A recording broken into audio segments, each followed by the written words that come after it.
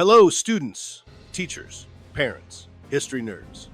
Hello, everybody, and welcome to Nutshelled History, where we lay out the facts, the good, the bad, and the ugly. We are continuing our ancient history series by looking at the Phoenicians. Don't forget that there's a link for a fill-in-the-blank worksheet in the description. I just ask that you like and subscribe. I apologize for any mispronunciations ahead of time. I do my best. The Mediterranean Sea forms the western boundary of the Fertile Crescent. The Phoenician civilization began on a thin strip of land along the Mediterranean coast. Although Phoenicia was small in size, it had an important influence on the region's history. Who were the Phoenicians? The Phoenicians were fearless sailors. For hundreds of years, they dominated sea trade across the Mediterranean. Phoenicia had few natural resources of its own, so the Phoenicians traded with other culture. Phoenician traders brought back many imports, including raw materials such as gold, silver, tin, copper, iron, ivory, and precious stones. Phoenician craftsworkers used these raw materials to make bronze and silver bowls, iron tools and weapons, and gold jewelry.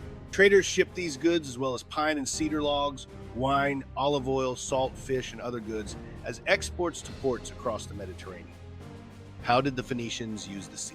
Phoenicia's location on the eastern Mediterranean was ideal for trade. Many peoples came to depend on the Phoenicians to ship their trade goods across the Mediterranean Sea. Phoenician sailors became experts at navigation and developed a thorough knowledge of wind patterns and ocean currents. Phoenicians showed great courage by sailing far into unknown waters. They journeyed all the way to West Africa and even Britain. On their journeys, they founded colonies and places suitable for settlement. Some, such as the North African colony of Carthage, even became wealthy city-states.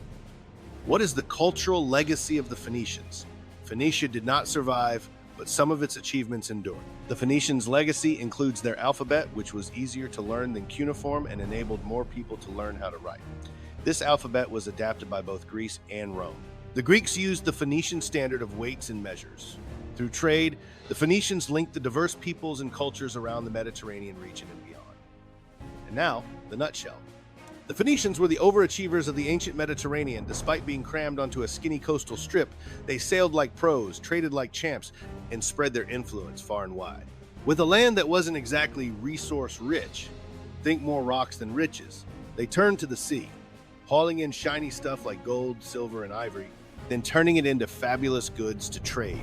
These bold sailors didn't just hug the coast, they navigated all the way to Britain and West Africa, founding colonies like Carthage along the way. Their greatest hit, an easy-to-learn alphabet that outlasted their empire and helped shape the writing systems of Greece and Rome.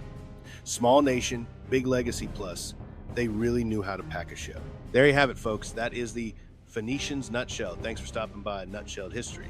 Don't forget to go absolutely nuts on those like and subscribe buttons for me. I'll see y'all next time on Nutshelled History.